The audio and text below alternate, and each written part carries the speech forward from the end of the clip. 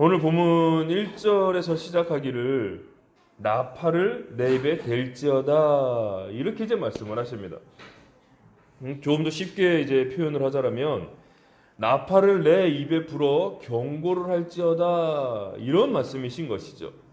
보통 이제 전쟁을 수행하거나 적군이 이제 침범해 올 때 그때 가장 효과적으로 이 사람들 우리 백성들에게 경고를 알릴 때 사용되었던 것이 바로 이 나팔입니다. 그래서 오늘 이 호세아에게 말씀하시는 이는 이제 하나님이신 것이고요. 이 하나님께서는 이 호세아 선지자를 통해 무엇이라고 말씀하시냐면 너는 나팔을 입에 불고 경고하듯이 나의 이 말, 나의 이 경고를 이스라엘 백성들에게 경고해라. 바로 이러한 뜻이 오늘 8장 1절 가운데 있는 말씀이신 것이죠. 그러니까 곧 어떻게 될 것이냐면 너는 이 원수가 독수리처럼 너에게 임할 것이다. 이 경고를 이스라엘 백성들에게 해라.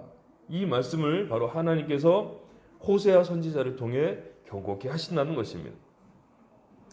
이 호세아 선지자는 이 남유다의 우시야, 요담, 아하스, 히스기야 왕 시대 그리고 북이스라엘 때에는 여로보암 2세 때 이제 북이스라엘에서 사역을 했고 활동을 했던 그러한 선지자입니다. 우리가 잘 알고 계시듯이 이 호세아의 부인 고멜은 이제 그 호세아의 부인으로 살다가 다른 남자를 따라가서 음행을 저지릅니다. 그런데도 불구하고 이 여인을 하나님께서는 다시 용서하고 다시 데리고 와라 라고 이제 그 여인을 받아들이라고 말씀을 하시죠. 이 말씀인즉 이스라엘 백성이 우상을 따라가 섬기고 이 우상 앞에서 온갖 음행을 저질렀음에도 불구하고 그들을 다시 용서해 주시고 받아주실 것을 대변하시는, 그래서 이 하나님의 아픔을 이 호세아가 겪게 되면서 이 하나님의 마음, 이 하나님의 힘든 이 고통을 그대로 마음 가운데 간직하며 이스라엘 백성에게 하나님의 심정을 선복해 되어지는 그러한 선지자로 사역을 받게 되는 것이죠. 그래서 이런 호세아에게 이 하나님의 마음을 그대로 간직하게 된 이 호세아가 이 하나님의 뜻을 전하게 되는 그러한 내용입니다. 원수가 독수리처럼 여호와의 집에 덮칠 것이다. 원수가 어떻게 만군의 여호와의 집을 덮칠 수 있습니까? 이건 있을 수 없는 일이죠. 보통 이렇게들 다 생각을 합니다. 이스라엘 백성들이 무엇이라 생각했냐면 이 예루살렘 성전은 절대 무너지지 않을 것이다. 왜냐? 하나님 집이기 때문에 이러한 굳건한 믿음이 있었다는 것이죠. 이스라엘 백성들로서는 있을 수도 없는 일이고 있어서도 안 돼. 그러니까 감히 상상도 생각도 하지 않는 그러한 일을 바로 하나님께서는 경고하시는 것이죠. 여기서의 여호와의 집은 하나님 성전이기도 하지만 이 이스라엘 백성들, 하나님께서 택하신 그 군중, 그 이스라엘 백성을 나타내기도 합니다. 그러니까 2절에서도 나타내고 있듯이 이스라엘 백성들은 하나님을 믿고 있고 하나님을 알고 있습니다. 누가? 우리가요. 우리는 하나님 자녀입니다. 하나님을 알고 있고요. 하나님을 믿고 있습니다. 그렇기 때문에 하나님께서 우리를 보호하시니까 감히 어찌 원수들이 우리를 덮치겠습니까? 이러한 마음이 있었다는 것이죠. 예루살렘 성전 절대 무너지지 않습니다. 왜요? 하나님 집이니까요. 우리 민족들 절대 멸망당할 수가 없습니다. 왜요? 하나님 민족이니까요. 이러한 아주 투철한 신앙과 굳건한 믿음이 있었다는 것이죠. 자, 왜냐하면 지금 이 살아가고 있는 이 현재 당시가 굉장히 경제 상황도 좋고 삶도 윤택하고 영토도 막 확장이 되고 막 전쟁이라고는 생각도 할 수 없는 그런 상황이었기 때문에 이 이스라엘 백성들이 이러한 은혜를 누리면 정말 당연하게 느껴졌다는 것이죠. 마치 우리 지금 이 세대를 살아가고 있는 우리 자녀들, MZ세대를 보면 뭐 저희도 마찬가지겠지만 군대를 가서는 열심히 항상 이 전쟁의 도발 가운데 노출되면서 살죠. 뭐 96년도까지만 해도 뭐 잠수함에 내려오고 막 그런 일들이 있었잖아요. 그래서 전쟁을 수행하면서 전사자들도 발생을 했었죠. 근데 지금 2000년 이후 넘어 태어난 이 세대들은 전쟁이라는 거는 그냥 책에서만 경험하고 책에서만 보고 알고 있는 세대. 전쟁은 절대 일어나지 않을 거라고 그렇게 막연한 믿음을 갖고 있는 그러한 세대들일 수 있다는 것입니다. 이스라엘이 누리고 있었던 이때의 평안함이 지금 오늘날 우리가 누리고 있는 이 평안함과 정말 비슷하지 않을까. 지금도 끊임없이 북한은 도발을 하고 있잖아요. 막 미사일 쏘아 올리고 미국 영토까지 날아갈 수 있는 그러한 장거리 미사일을 계속해서 끊임없이 개발하며 이 세계 곳곳 가운데 긴장을 지금 주고 있습니다. 우크라이나에 과연 이 전쟁이 일어날 것이라고 사람들이 생각이나 했겠습니까? 하나님을 믿고 있는 이 기독교 국가가 어떻게 전쟁을 경험하게 되었을까? 정말 이 세계 곳곳을 바라볼 때 우리들의 생각과 우리들의 믿음과는 전혀 다른 방향으로 흘러가고 있는 모습을 분명히 우리는 지금 보고 있다는 것입니다. 자, 그런데 하나님께서는 원수가 독수리같이 덮칠 것인데 그 이유가 무엇이냐면 너희가 하나님 언약을 어기고 하나님의 율법을 범하였기 때문이다 라고 1절에서 아주 구체적으로 그 덮침의 이유를 밝히고 계시는 것입니다. 요 근래 텔레비전 예능 프로그램을 볼 때 뭐 운세를 보거나 점을 치는 이러한 장면들이 아무 거리낌 없이 막 나옵니다. 그래서 뭐 올해 운세가 어떻게 될 것 같냐, 뭐 장가는 가겠냐, 결혼을 하겠냐, 올해 재물은 어떻냐, 막 등등등 무당에게 물어보죠. 그럼 이 무당은 뭐 대답을 줄줄줄 해줍니다. 뭐 조금 뭐 아쉽네, 뭐 좀 더 기다리지, 뭐 이런 이야기들을 줄줄줄 해주죠. 자, 호세아 4장 12절 가운데 무엇이라 기록하냐면 제가 읽어드리겠습니다. 내 백성이 나무에게 묻고 그 막대기는 그들에게 고하나니 이는 그들이 음란한 마음에 미혹되어 하나님을 버리고 음행하였음이니라. 이렇게 기록하고 있습니다. 하나님께 나가 예배하고 하나님께 제사하고 하나님께 묻지 아니하고 내 백성, 즉 이스라엘 백성들은 나무에게 묻습니다. 나무에게 나가서 그 나무에게 절하고 내가 잘 될 것인지 내가 올해 어떻게 살아갈 것인지 그 나무에게 묻는다고 그렇게 기록이 되어져 있습니다. 무당에게 묻는 행위, 즉 우상 앞에 나가서 이 마음의 음란을 행하는 이 행위들로 인하여 하나님께서 그들을 버리시기로 마음을 작정하시니 정말 이 가슴 아픈 이 우상 앞에 나가는 그 이스라엘 백성들로 인하여 마음 아픔을 그렇게 계속 표현하고 계시는 것이죠. 요즘 세대를 코로나 이전과 이후로 나눕니다. 코로나 이전까지만 해도 모든 것이 좋았습니다. 경제도 좋았고 삶도 윤택하고 삶의 소소한 걱정은 있었을지라도 뭐 코로나로 인해 뭐 살고 죽는 이러한 걱정은 없었던 상황이었던 것이죠. 그러나 코로나가 터지면서 많은 사람들은 두려움에 떨었습니다. 특히 기저질환자나 면역이 약하신 분들에게는 더욱 치명적인 질병이기 때문에 이 목숨의 위협까지도 분명히 당하고 있는 상황이었죠. 자, 왜 이러한 유례없는 질병이 이 지구를 덮치게 되었을까 좀 생각을 해보게 됐습니다. 결국은 하나님과의 언약을 어기며 하나님의 율법을 범하였기 때문에 이러한 질병이 지구를 덮치게 되었다는 것이죠. 뭐 중국 우한에서 발생한 이 코로나, 뭐 인위적으로 조작한 어떤 뭐 화학전을 대비한 그러한 바이러스다라는 설도 있고요. 박쥐로부터 인해서 사람이 먹지 말아야 될 박쥐를 먹었기 때문에 뭐 이제 전염된 자연 발생성이들이다. 뭐 이렇게도 이야기하기도 합니다. 어쨌든 두 가지 경우를 다 놓고 보았을 때에도 중국은 끊임없이 특히 우한 지역은 이 교회들을 핍박하고 여전히 성경을 불태우고 그렇게 기독교를 박해하던 지역이기도 했습니다. 하나님께서 박쥐 먹지 말라고 분명히 성경에도 기록이 되어져 있음에도 불구하고 먹었기 때문에 이 질병은 발생했던 것이고요. 그리고 이 땅을 제대로 하나님께서 다스리고 정복하라고 말씀하셨음에도 불구하고 화학전을 대비하여 이것들을 개발했을지라도 결국 하나님 말씀을 어겼기 때문에 이 코로나는 발생할 수밖에 없었다는 것입니다.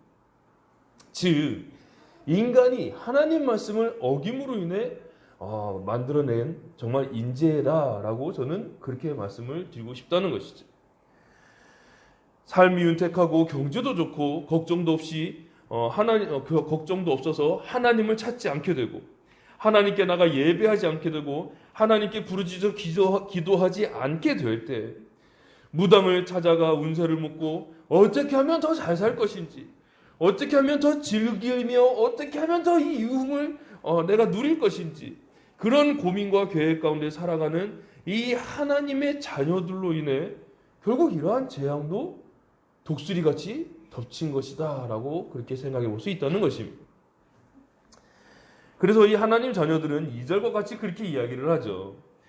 하나님을 알고 있는 하나님 자녀인 우리가 왜 이런 고통과 힘듦과 고난과 역경을 당해야 되는 것입니까? 하나님을 믿고 있는데 하나님을 알고 있는데 왜 이런 고통을 겪게 되나요? 이건 있을 수 없는 일 아닙니까?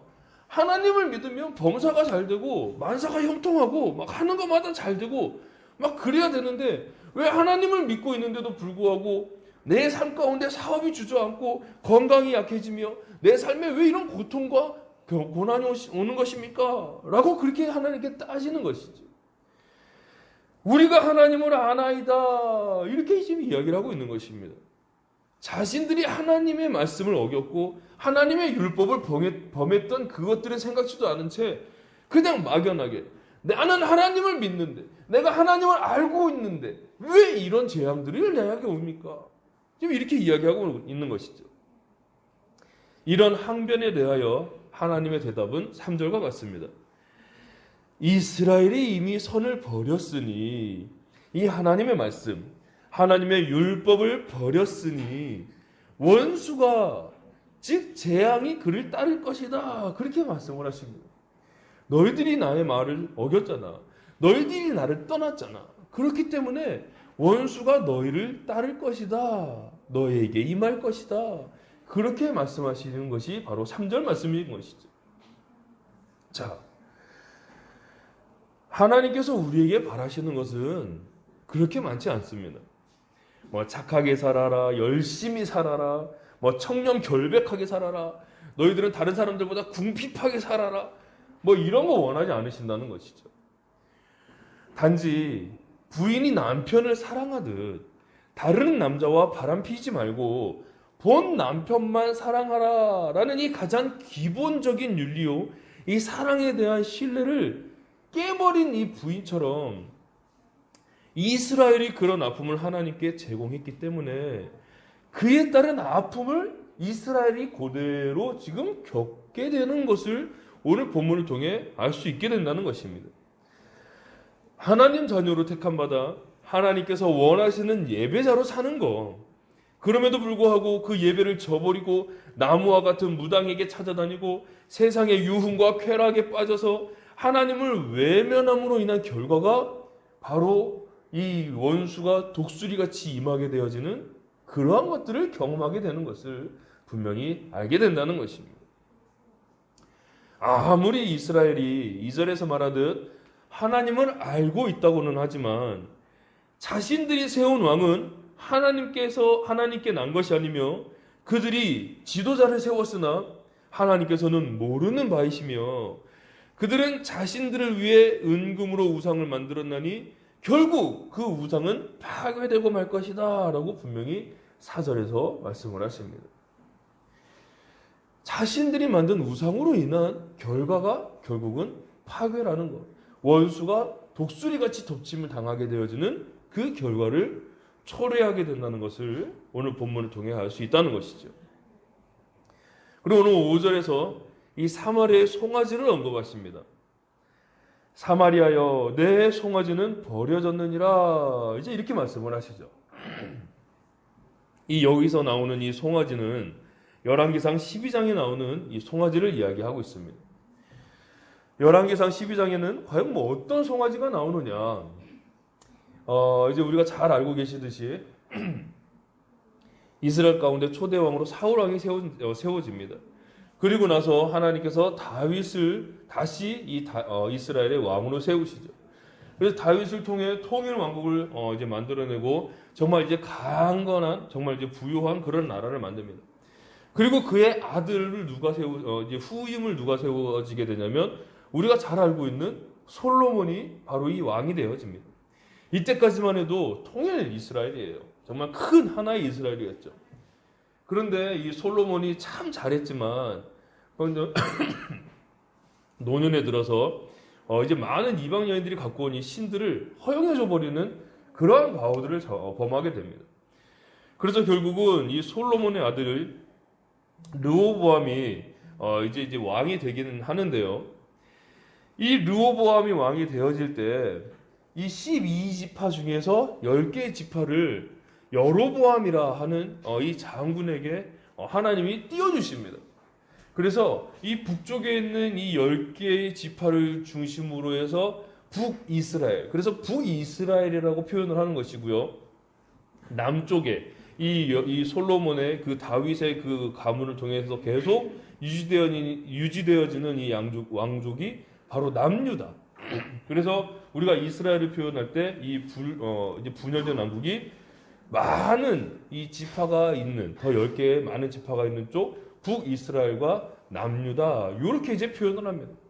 그러니까 이제 우리가 이제 선지서를 볼 때면은 항상 이 선지서는 남쪽에는 이런 왕과 북쪽에는 이 왕이 있을 때 활동했다. 그래서 제가 아까도 앞서 말씀을 드렸던 것이 남유다에는 이러한 왕이 있었었고 북이스라엘은 이 왕이 있을 때 활동했던 선지자입니다. 제가 그렇게 설명을 드린 이유가 이때는 지금 분열이 되어져 버린 그런 상황이기 때문에 그렇다는 것이죠. 마치 우리나라랑 참 비슷하지요.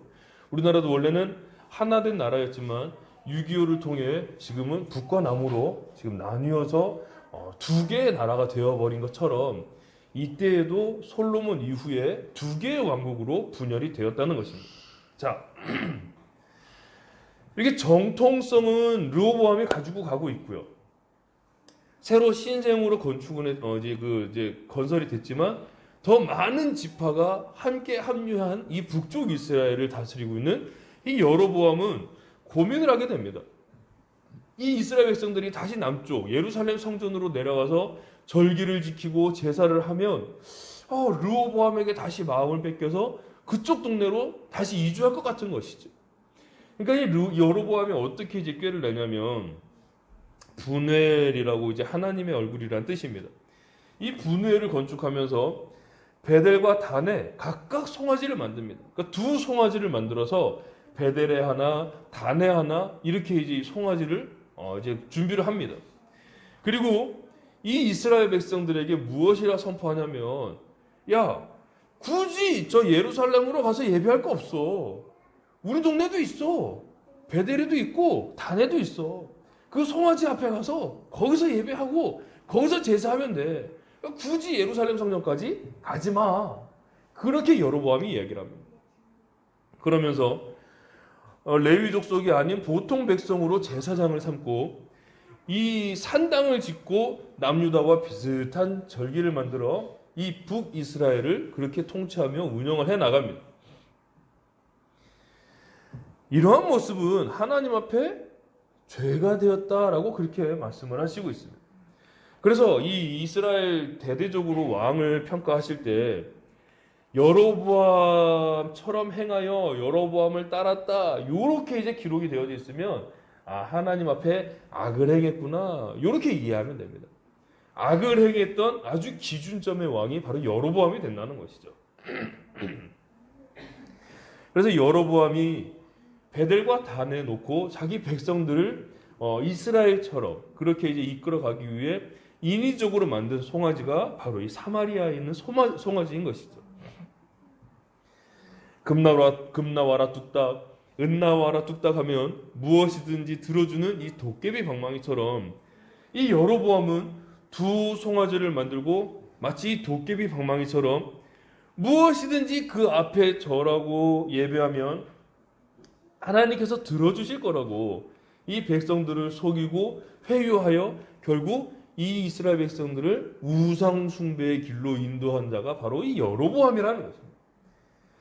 그러니까 이 여로보암이 세운 이 송아지는 결국은 하나님과는 전혀 무관한 인간이 만들어내고 인간이 세워낸 그 우상임을 분명히 알 수 있다는 것이죠. 그래서 이 송아지는 버려졌다라고 분명히 5절 가운데 말씀을 하십니다. 사람들이 이 송아지를 간직하고 싶다고, 버리고 싶지 않다고 해서 소유할 수 있는 것이 아닙니다. 그 송아지를 하나님으로 섬긴 자들을 향하여 진노하사 그 송아지를 하나님께서 버리셨다라고 분명히 5절에서 말씀을 하십니다. 그러면서 6절에서 말씀하시기를, 이것은 이스라엘에서 나고 장인이 만든 것이기에 참신이 아니다. 이건 장인이 만든 거다. 대장장이가 그냥 뚝딱뚝딱 해서 만들어낸 우상인 것이기 때문에 이것은 참신이 아니다. 내가 아니다. 이미 하나님께서 이 모세에게 내려주신 하늘에 있는 형상이나 땅에 있는 형상이나 그 어떠한 형상도 만들지 말아라. 그것들에게 절하지도 말아라. 그렇게 말씀하신 그 하나님의 율법을 어겨버린 것이죠.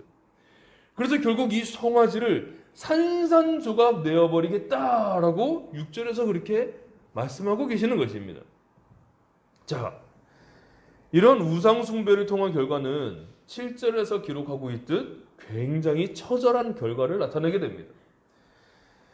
이스라엘이 바람을 심었으니 광풍을 거둘 것이요, 심은 것이 줄기가 자라지 못하니 이삭은 열매를 맺지 못할 것이며, 혹시나 정말 맺지 못할 그 열매들 중에 혹시라도 열매를 맺게 되면 그건 너희들 이스라엘 백성들이 먹지 못하고 어떻게 될 것이다? 이방 사람들이 그 혹시나 거두게 된 열매를 거두다 먹게 될 것이다. 너희들은 아주 이렇게 처절한 결과를 맛보게 될 것이다. 이렇게 지금 그 결과에 대해서 말씀하고 있는 것입니다. 그러면서도 하나님의 안타까운 마음이 5절 가운데 무엇이라 기록이 되어져 있냐면, 어느 때에야 무죄하겠느냐, 이렇게 지금 한탄하시며 말씀하십니다. 어느 때에야 무죄하겠느냐, 언제 깨끗해지겠느냐, 너희가 언제 하나님께 돌아오겠느냐, 이렇게 지금 호소하고 계시는 하나님이심을 보게 된다는 것이죠. 자, 오늘 본문을 통해 지금 현재 여러분들의 삶은 과연 어떠십니까? 하나님의 은혜를 많이 받으시고 누리셔서 평안함으로 잘 지내고 계십니까? 이렇다 할 큰 걱정도 없고 경제적으로도 부족하지 않고 살아감에 있어 큰 고민이나 환난도 없는 그러한 평온한 상황이십니까? 그렇다라면 참으로 감사한 일이죠. 아멘이시죠? 자, 그런 평온함 가운데 혹시나 이 평온함에 묻혀 하나님을 예배함에 게을러지고 하나님의 뜻과 무관한 계획을 세우며 목적 없는 부의 축적을 위해 과감히 하나님을 저버리게 될 생각을 하시고 계시지는 않고 있는지 우리 스스로가 좀 돌이켜봐야 되지 않을까 생각을 하게 됩니다. 그러면서도 나는 하나님 자녀라고, 하나님께서 복 주실 것이라고 근거 없는 자신감으로 나만의 송아지를 하나님으로 여기고 있지는 않는지 우리 스스로를 점검해 봐야 되지 않을까 그렇게 생각을 한다는 것이죠. 저의 신앙관은 이렇습니다.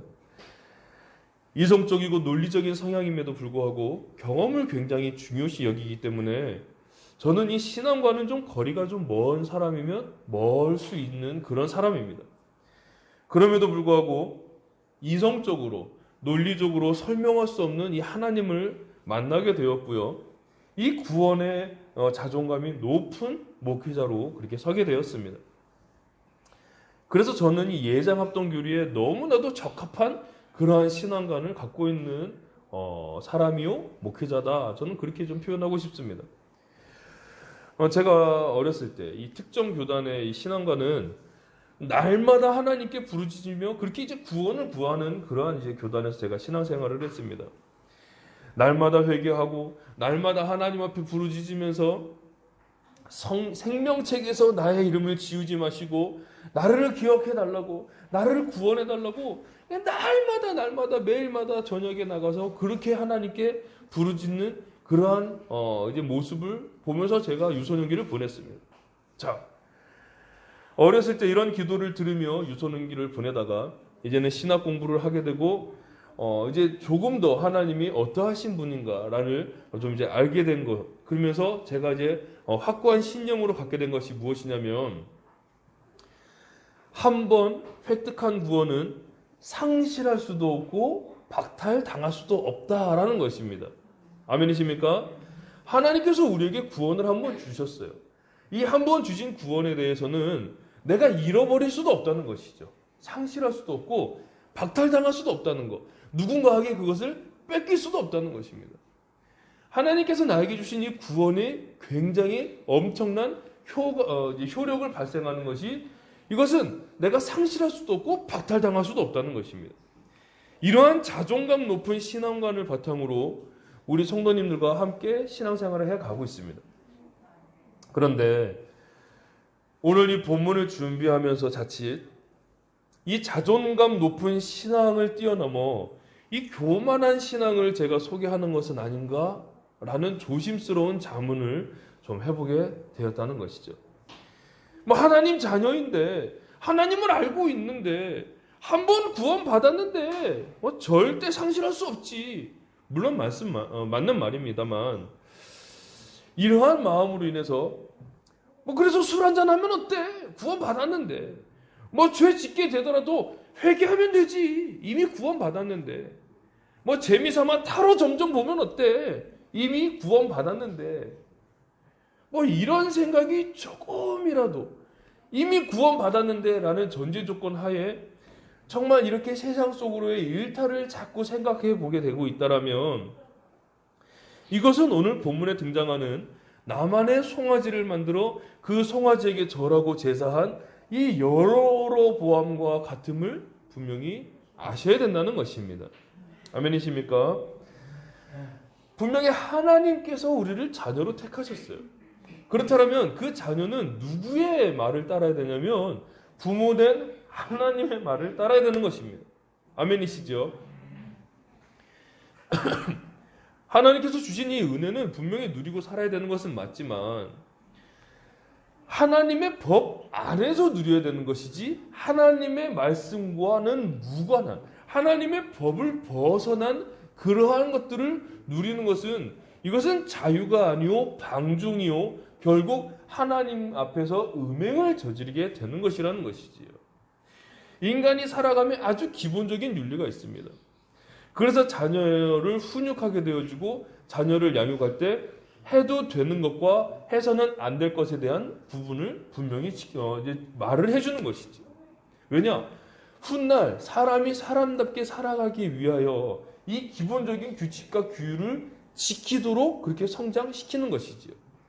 그래서 때로는 매를 들기도 하고, 성경에서도 자녀를 사랑하면 매로 훈육을 해라 그렇게 또 기록을 하고 있지 않습니까? 그래서 자녀들에게 분명히 아주 기본적인 이 법을 가지고, 이 기준을 가지고 자녀를 양육해 간다는 것입니다. 오늘날 하나님께서도 우리 인간들, 우리 자녀 삼은 우리들을 향하여서도 하나님의 말씀, 이 기본된 법을 가지고 우리가 살아가기를 원하시는데도 불구하고 이 법을 초월하여 나 하나님 아들인데 나 하나님 딸인데 라고 생각하며 내가 하고 싶은 대로 마음껏 방탕하고 마음껏 음행하면서도, 그럼에도 불구하고 하나님이 나에게 막연한 복을 주실 것이다 라고 기대하는 것은 오늘 본문의 이 송아지를 내가 하나님으로 삼고 있는 것과 똑같은 것이라는 것을 말씀드리고 싶습니다. 왜 살아가십니까? 라는 질문을 좀 다시 한번 던져드리고 싶습니다. 왜 사십니까? 우리가 살아가고 있는 이 삶의 목적, 왜 살아갑니까? 하나님을 영화롭게 하며 하나님을 즐거이 찬양하기 위해 내가 살아가고 있음을 절대 잊어서는 안 되는 것입니다. 아멘이십니까? 내 삶에 좌절이 와서, 고난이 오고 힘듦이 와서 찬양하지 못하고 예배하지 못한다? 오히려 힘들기 때문에 하나님께 찬양해야 되는 것이요, 고난이 덮쳤기에 하나님께 나와 예배함이 맞는 삶의 모습인 것인데도 불구하고 많은 사람들은 힘들기 때문에 찬양하지 못하고 고난 때문에 예배하지 못하고, 그러면서도 내가 하나님을 이렇게 믿고 있는데 왜 이런 고난이 나에게 오느냐고 오히려 하나님을 불만하는 모습을 많이 보게 된다는 것입니다. 그런 마음이 있으시다면 혹시 스스로 나만의 하나님, 나만의 송아지를 만들어 놓고 내 뜻과 내 마음대로 되지 않는다고 하나님을 원망하는 것은 아닌지 오늘 심각하게 생각해 보셔야 될 줄로 믿습니다. 오늘 본문에서 밝히듯 이 송아지는 분명 하나님께서 산산조각 내십니다. 가만두고 보시지는 않으세요. 그 송아지를 부둥켜 안고 있을수록 산산조각 나는 이 송아지의 파편에 의해 나는 더 아프게 되고 더 다치게 될 뿐이라는 것을 분명히 아셔야 됩니다. 그렇게 하나님께 혼나며 송아지가 버려지게 될 때까지 나만의 송아지를 섬기는 것이 아니라 혹여나 내 안에 존재하는 이 송아지가 있다라면 그것을 빨리 버려버리고 하나님 말씀에 다시 회복하고 그 율법을 소유하며 그 하나님의 길을 따라서 하나님의 손길을 의지하고 하나님의 지도를 받으시는 우리 모두의 삶이 되어지시기를 예수 그리스도 이름으로 간절히 축원합니다. 잠시 기도